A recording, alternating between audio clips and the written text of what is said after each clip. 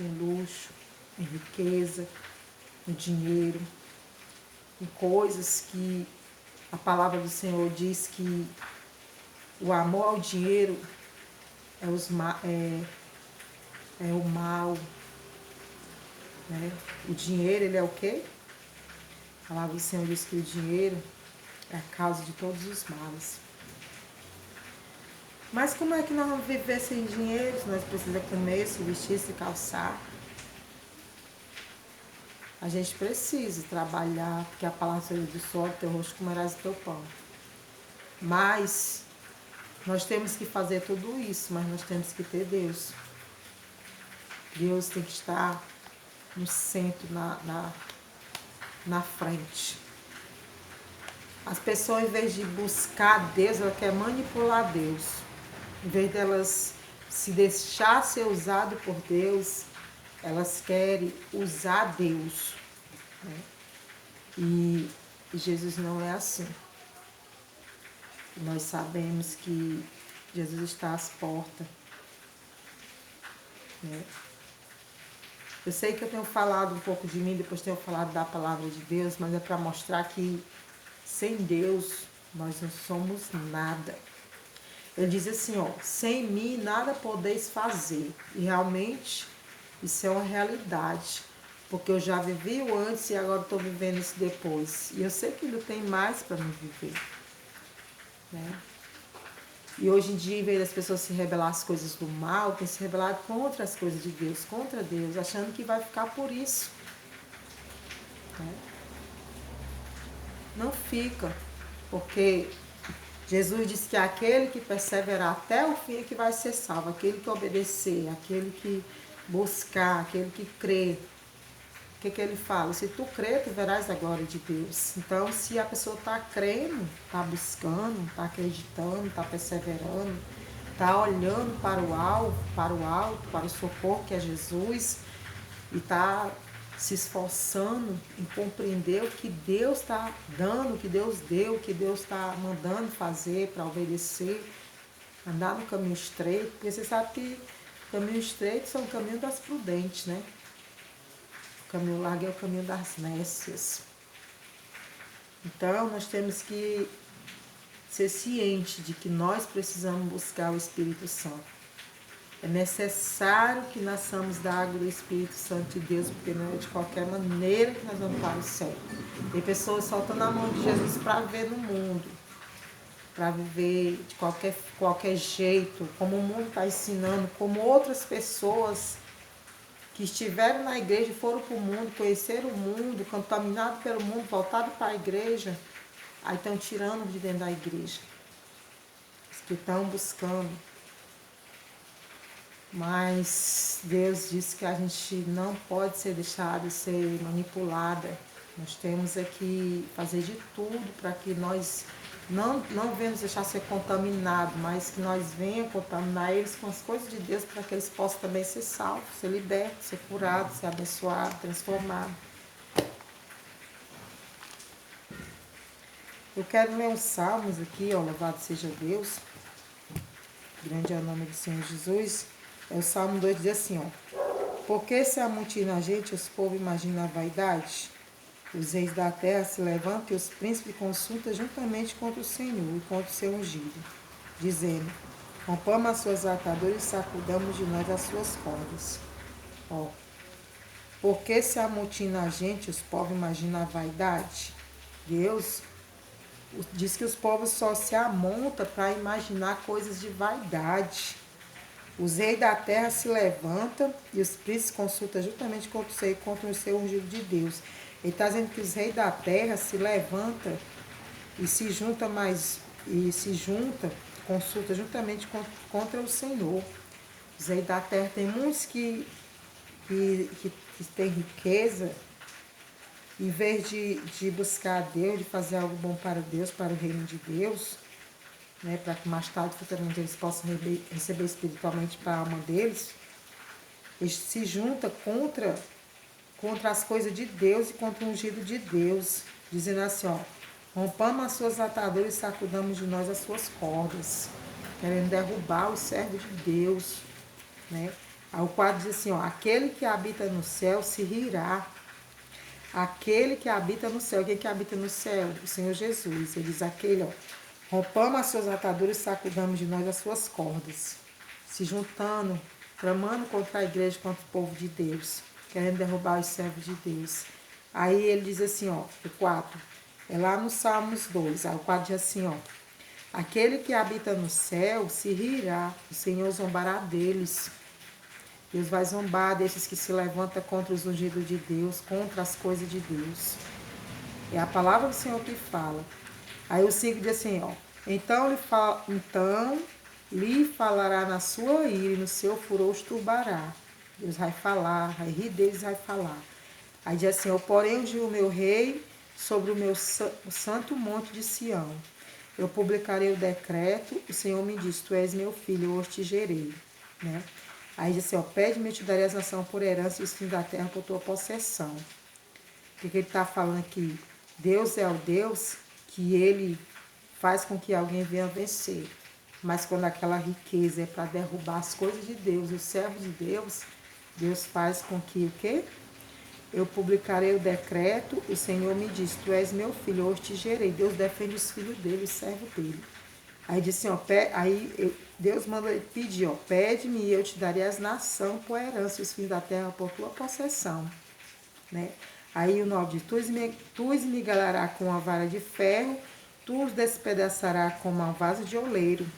Agora, pois, o rei, sede prudente, deixai instruir o juiz da terra. Servi ao Senhor com temor e alegrai-vos com tremor.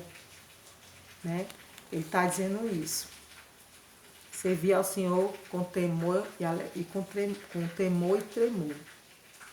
Então, Deus, ele dá poder e dá reinado aos ungidos de Deus. Os reis, às vezes, acham que estão abalando, estão arrasando. Deus armou uma situação para que eles possam ver que Deus é Deus.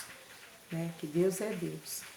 Deus, como aconteceu ali com Davi, né? Que ele derrubou o gigante, Golias. Apenas com uma pedrinha, ó, ele derrubou o gigante.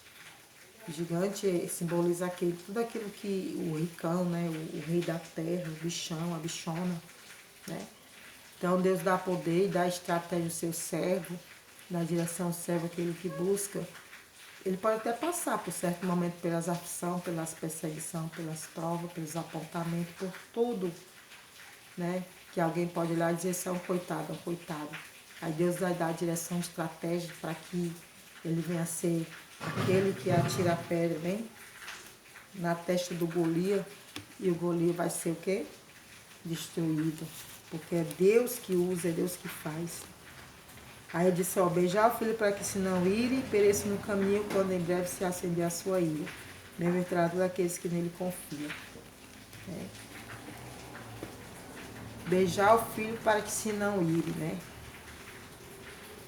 Quantas mães têm beijado seus filhos, têm abraçado, mas mesmo assim ainda tem acontecido do filho se irar contra o pai e contra a mãe.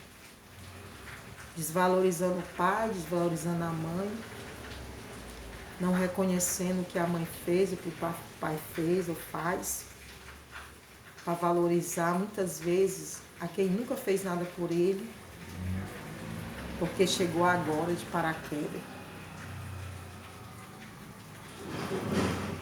A pessoa hoje em dia deve saber com quem ela vai se abraçar, com quem ela vai viver.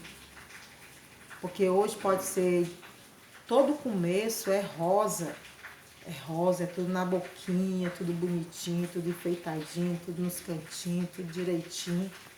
Coisa mais linda. A pessoa, o inimigo, ele é sagaz, ele faz tudo para tomar a mente e o coração da pessoa. A pessoa pegar e ficar ali fantasiando e esquecer de onde foi que ela veio, de onde foi que Deus lhe tirou, de quem um dia fez algo por ela.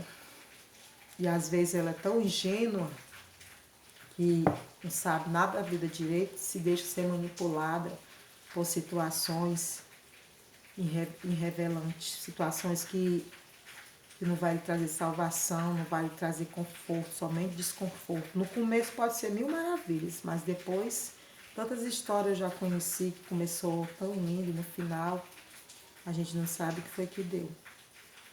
Né? Às vezes a gente olha com maus olhos para alguém, achando que alguém é que vai fazer o mal para ela, e com bons olhos para outras pessoas. Diante dela está alguém que vai fazer algo contra ela e ela pensa que é outra pessoa que vai fazer. Então nós temos que observar bem, ser vigilante. Né? Por isso que Deus pede para que nós venhamos vigiar, ser esperto, ter a direção de Deus, orar e não, não nos deixar ser contaminado, porque o inimigo ele é sagaz. Ele não vai chegar ali na vida da pessoa dizendo eu sou mal, eu amo, eu sou mal. Ele não vai chegar dizendo isso, ele vai chegar todo bonitinho, todo enfeitadinho, todo bonzinho, mascarado. É para a pessoa pensar que ela é boa, né? Aí depois, lá na frente, com questão de tempo, que a gente vai ver quem é quem. Por que, irmã, você está falando isso? Não sei por que eu senti de Deus de gravar esse vídeo, mas tá aí o vídeo gravado para você possa refletir sobre essas palavras que foi dita aqui, né? Porque Deus, quando Ele quer agir na minha e na tua vida, Ele age de todas as formas. Quer saber como é que Deus age, as formas que Deus age na minha e na tua vida? Ou as formas como Deus age? A fim de garantir a segurança do seu povo, Deus age de forma inusitada e de maneira de julgar mais que conveniente. E as promessas que para nós são futuras, para Ele já fazem parte do presente. Existe pelo menos 4 aspectos que explicam o agir de Deus. Quais os 4 aspectos que exigem o agir de Deus? Deus age através da natureza. Abriu o caminho no meio do mar para que o seu povo escapasse das mãos do exército de Faraó. Então Moisés estendeu a sua mão sobre o mar e o Senhor fez retirar o mar por um forte vento oriental toda aquela noite. E o mar tornou-se seco e as águas foram partidas. E os filhos de Israel entraram pelo meio do mar seco. E as águas foram como um muro à sua direita e à sua esquerda. Êxodo 14, 21, 22. Atendeu o pedido de Josué e deteve a lua e o sol até os amorreus serem completamente derrotados. Então Josué falou ao Senhor: no dia em que o Senhor deu os amorreus, deu na mão dos filhos de Israel e disse aos olhos dos israelitas: sol, detei-se de Beão, e tu, lua, no vale de Aijalon. E o sol se deteve e a lua parou até que o povo se vingou dos seus inimigos. E isso não está escrito no livro do rei? O sol, pois, se deteve no meio do céu e não se apressou, após quase o dia inteiro. Josué 10, 12, 13. Deus age também através da história, né? Da história. Deus age através do homem, Deus age através dos anjos, né? A conclusão de tudo. O anjo do Senhor acampa-se ao redor dos servos temente a Deus e os livra do mal para garantir a sua segurança de sua igreja. Deus muda o curso da natureza, fecha a boca dos leões e faz uma mula falar. Basta que estejamos em sintonia com a verdade sagradas e confiemos unicamente nele. Entendeu?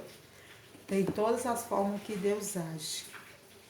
Mas o homem também, muitas vezes, ele quer agir da forma dele. E essa pessoa que age da forma dele, ele não está agindo da forma do Espírito Santo, da forma de Deus.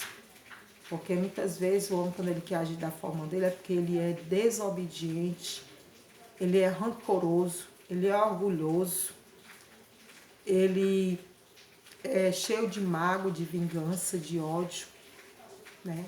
Aí quando essa pessoa cheia desses orgulhos, dessas coisas, ela começa a agir, a fazer não o que Deus quer, mas ela faz o pensamento dela. a opinião dela, a vontade da carne dela, ela começa a desprezar, começa a querer desvalorizar os outros, se sentir o mais certo, o mais importante, começa a agir de forma indiferente com as pessoas, fazendo acepção, querendo ser melhor do que os outros, querendo julgar, apontar, criticar, inventar, humilhar. Deus não olha como um homem olha. Deus olha com um olhar de oportunidade, de perdão, de misericórdia, de caridade. Deus olha com um olhar de amor, de esperança. Deus olha com um olhar de conserto, de salvação. Se alguém fosse olhar para mim, se eu fosse viver pelo olhar do homem, acho que eu já teria sido destruído. Mas quem olha para mim, olha com o olhar de Deus, com o olhar de amor. Isso que eu tenho recebido de Deus, e eu louvo a Deus e agradeço a Deus todo dia, toda hora, todo minuto.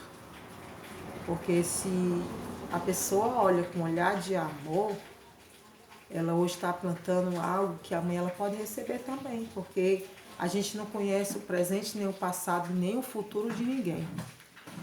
Conheci situações que a pessoa foram crente no meu passado, hoje em dia estão lá no mundo, né? Precisando do perdão, da misericórdia, precisando de amor, precisando de tudo aquilo que, se ela um dia plantou, ela está recebendo, se não, ela está sofrendo, precisando. E mesmo esses que não precisam, a gente não tem que olhar com olhar de vingança. Então fica aí com Deus, né? Esse foi até aqui. Assista com carinho, que Jesus te ama, eu também.